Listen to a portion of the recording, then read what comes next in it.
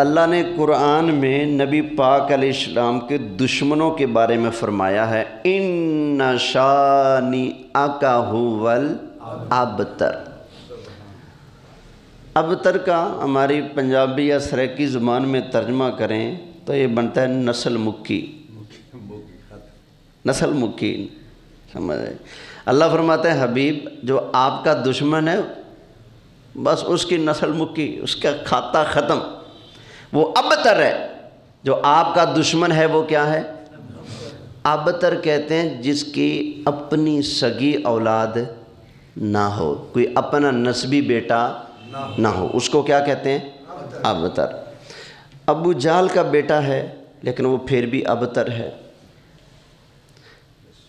جس کافر کے بارے میں عاص بن وائل کے بارے میں قرآن کی یہ آیت اتری ان شانئک ھوال ابتر، اس کے 2 بیٹے ہیں لیکن پھر بھی وہ کیا ہے؟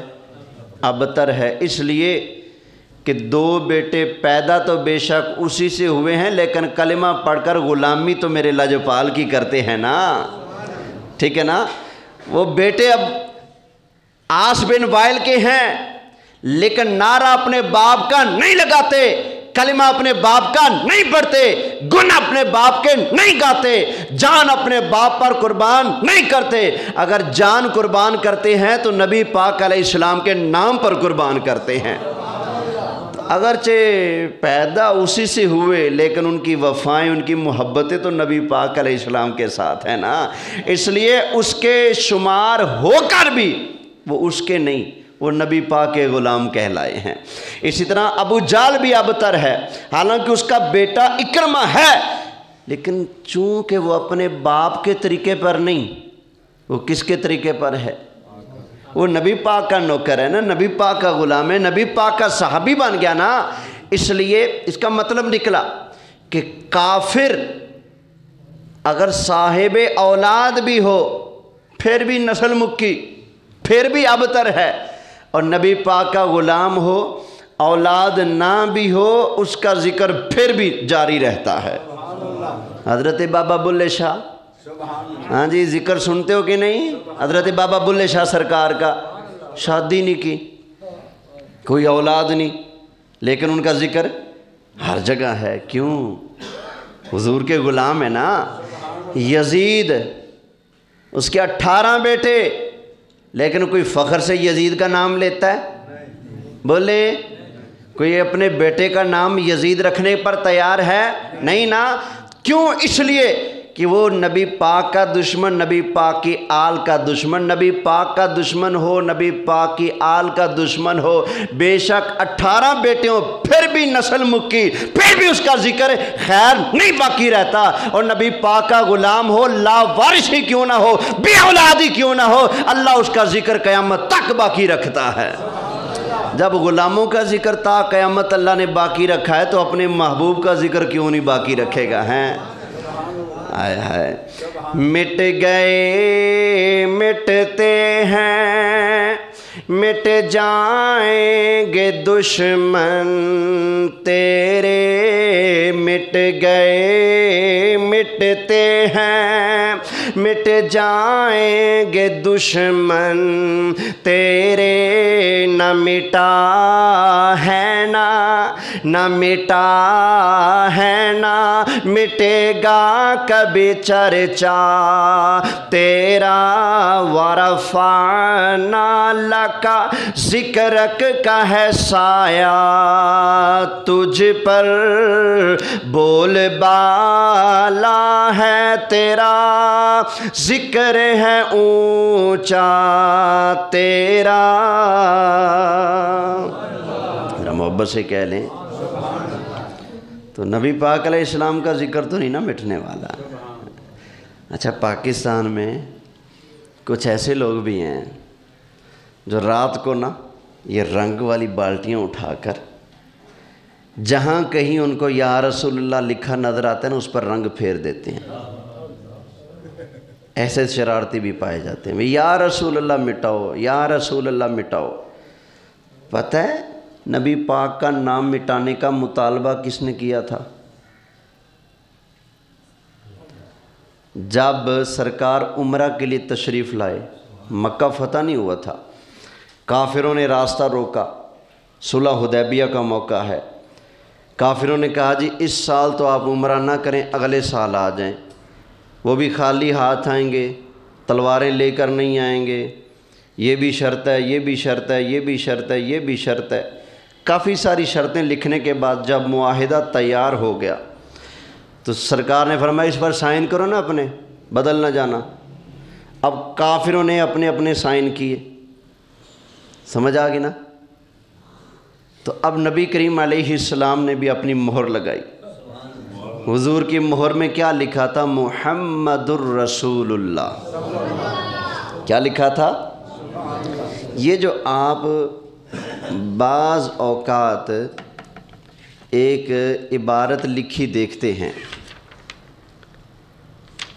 نیچے لکھا ہوتا ہے محمد، اوپر لکھا ہوتا ہے رسول، اور سب سے اوپر لکھا ہوتا ہے اللہ۔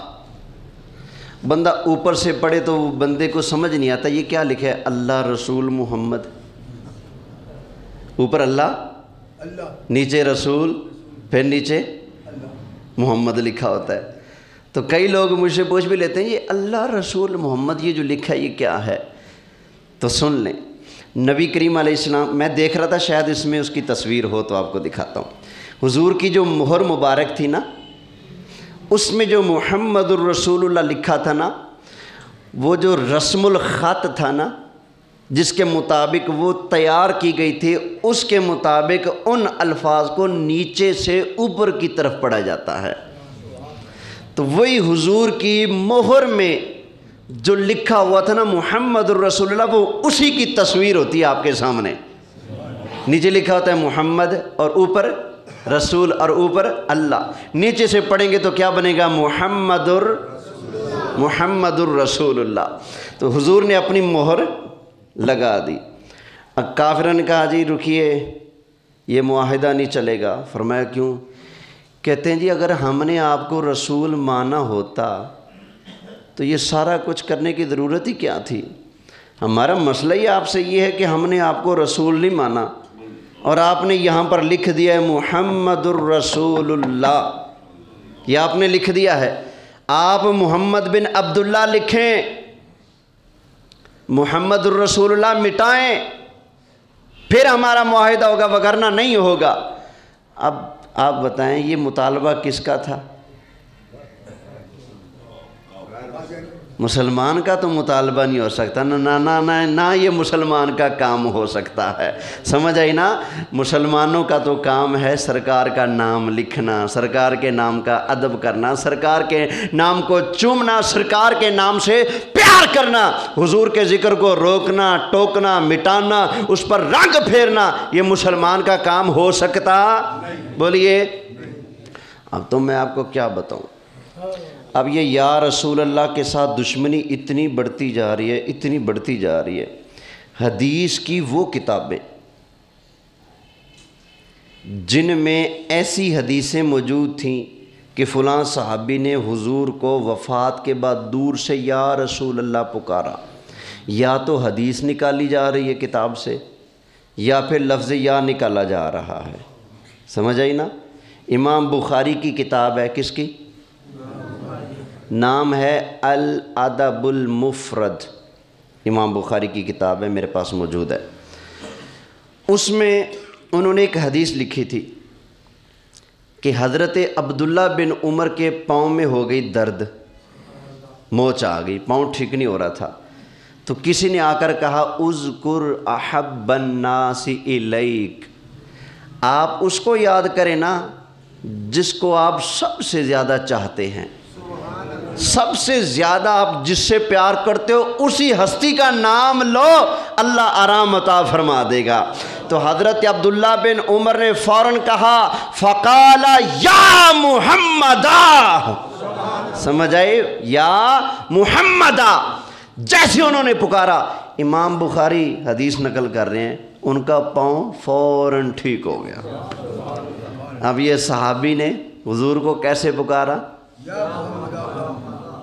اچھا، یا محمد کے آگے الف دال کے بعد اور آگے گول ہا، یا محمد ہو، یہ اصل میں یوں تھا، یا محمد ہو، دال محمد کی دال کے بعد الف آگے ہا، ہا کے اوپر پھر پیش ہے، وقف کریں گے تو بن جائے گا یا محمد، سمجھ آئی نا؟ اب یہ جب کسی بھی نام کے ساتھ آگے الف اور ہا لگایا جائے، اس کا مطلب ہوتا ہے استغاثہ کرنا، مدد طلب کرنا۔ انہوں نے یا محمد خالی نہیں کہا بلکہ کہا یا محمد، جس کا یہ مطلب بنتا ہے اے اللہ کے محبوب میری مدد فرمائے، مجھ پر کرم فرمائے، آقا مجھے آرام عطا فرما دیں۔ حضرت عبداللہ بن عمر کا جب پاؤں میں درد تھا، حضور کو پکارا یا محمد، تو لوگوں نے جب اس حدیث کی کتاب کو شائع کیا تو لفظ یا کو مٹا دیا۔ کس لفظ کو؟ حالانکہ وہی کتاب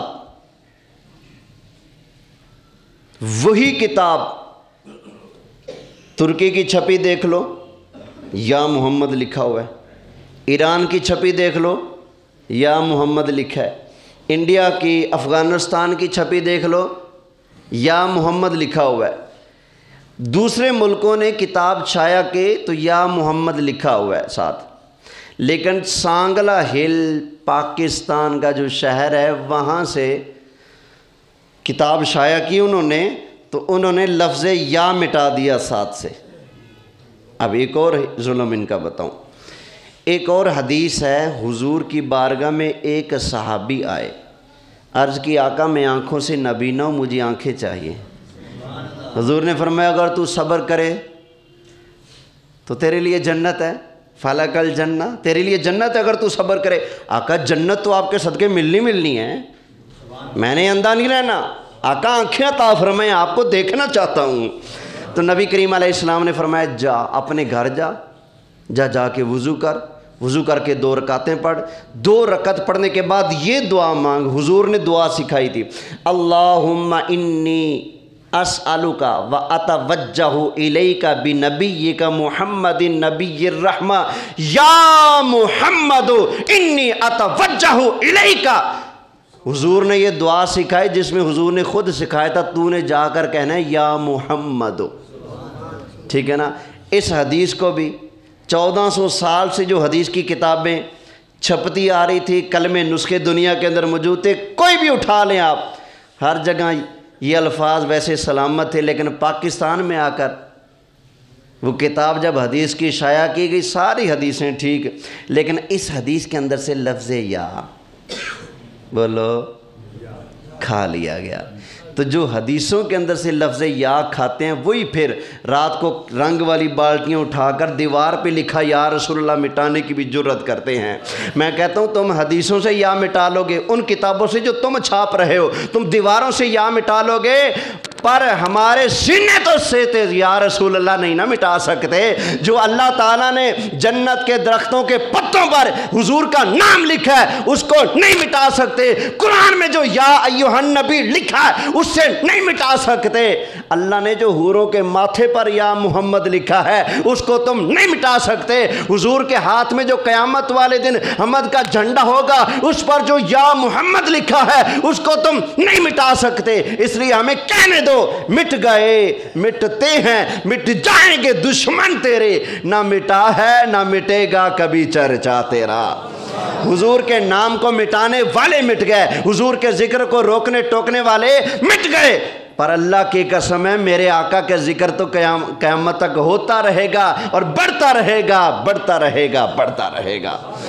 کسی کی جرت ہے میرے آقا کا ذکر روک سکے؟ ہے کسی میں؟ کسی کے اندر یہ جرت ہے؟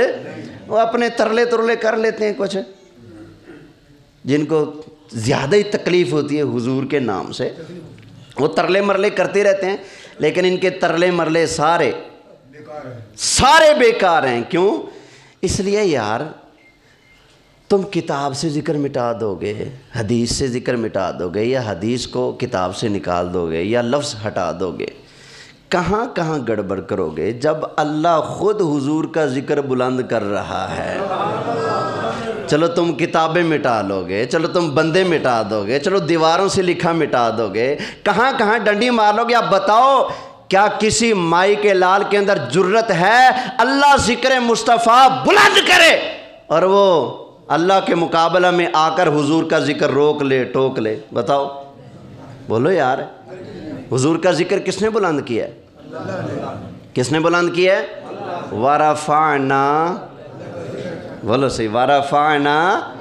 اور اس لیے تو اللہ حضرت امام اہل سنت ارشاد فرماتے ہیں، پہلے بھی پڑھ چکا ہوں پھر پڑھ لیں ذوق کے لیے، فرماتے ہیں کہ مٹ گئے مٹتے ہیں مٹ جائیں گے دشمن تیرے، مٹ گئے مٹتے ہیں مٹ جائیں گے دشمن تیرے، نہ مٹا ہے نہ مٹے گا کبھی چرچا تیرا، کیوں؟ وَرَفَعْنَا لَكَ ذکرک کا ہے سایہ تجھ پر،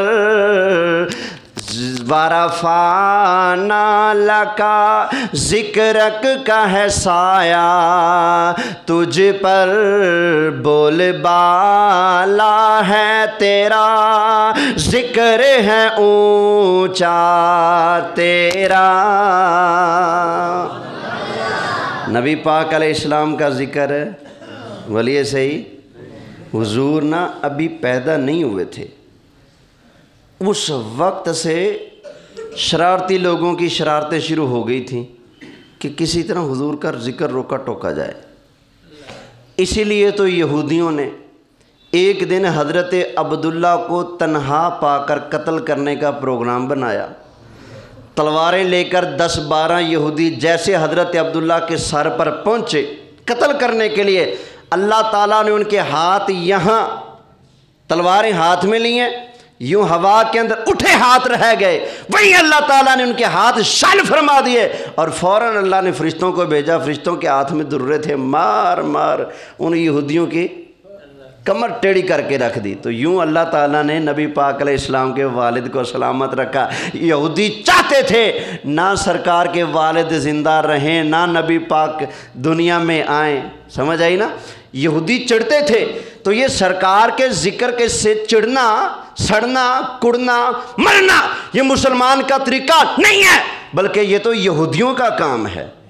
اور سرکار کے ذکر کو بلند کرنا، سرکار کی نعتیں پڑھنا یہ اللہ کا بھی کام ہے، مصطفیٰ کے صحابہ کا بھی کام ہے۔ تو اس لیے ٹھر ٹھر کے، گج گج کے اور وج وج کے میرے آقا کا ذکر کیا کرو۔ ایک مرتبہ کہہ لیں سارے مل کے، سب سے اعلیٰ ہمارا نبی، سب سے بالا